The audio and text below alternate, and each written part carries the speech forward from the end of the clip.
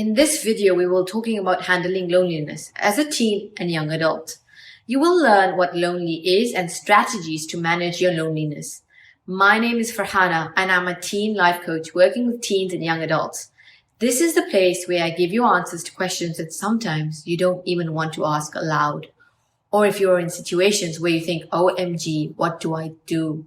Loneliness comes up a lot with the students I work with. Of course, it's something we don't want. But nobody is immune to loneliness. We've all felt lonely at some point. It sucks and it feels like you're the loneliest human on the planet. While you're at home, it feels like a prison rather than a peaceful place where you can be yourself. And the only things that seem to be helping in bringing you the illusion of that peace are your video games, social media, and binging on Netflix. You feel different, like you're from another planet. People from your surroundings seem foreign. The way they act, the way they talk, the way they reason and think, everything seems strange, and simply you cannot relate. You're the outcast. Now ask yourself this: why am I feeling like this? Maybe you're on a different intellectual level than your peers. Maybe you don't like something about yourself, which could result in low self-esteem, and eventually the feeling of loneliness.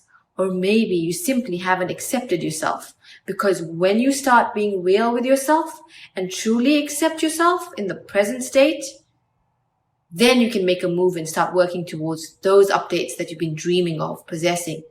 Updates that will allow you to have whatever it is you are missing right now, which is, resulting in you feeling lonely. It is perfectly normal to feel lonely, but you should definitely address the feeling and work towards eliminating it.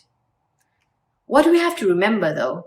That it's not a permanent feeling, but rather a temporary one that will eventually pass, and something positive will take its place. But in order for that to happen, you need to be actively pursuing that.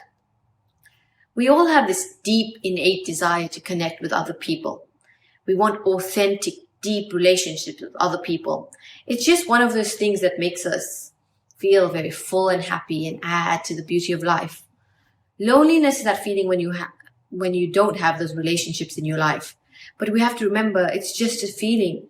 Truly, though, we live in a time where we have so much connection at our fingertips through our cell phones or mobile phones, through social media, that it's quite artificial and shallow, that we are not using it right.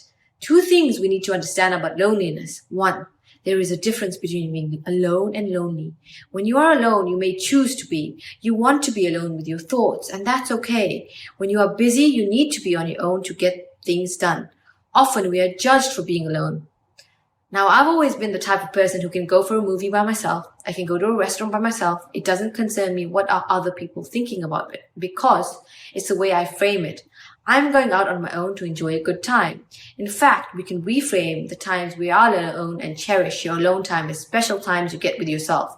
When you're building a new relationship with someone, you need to spend time with them. It works the same way with yourself. You need to take time to know yourself better, be interested in your thoughts, be curious and non-judgmental.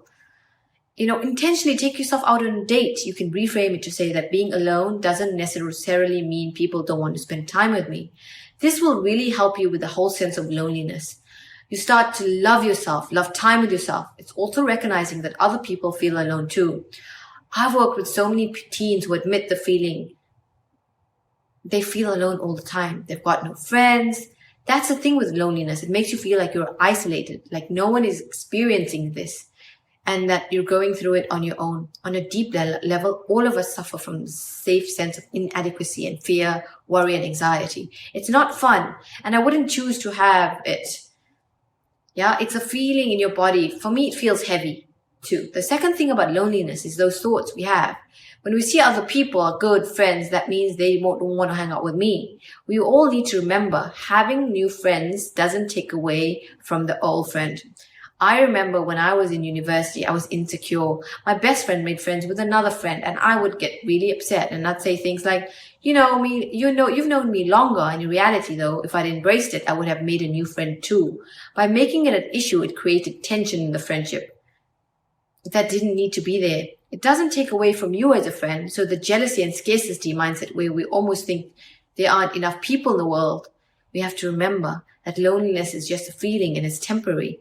We do have to take action. We expect to make friends. At the same time, we don't want to make the first move. Next time, say hi first. It's not going to break you. Yes, you might become friends, or the person may not want to be friends with you, but that's okay.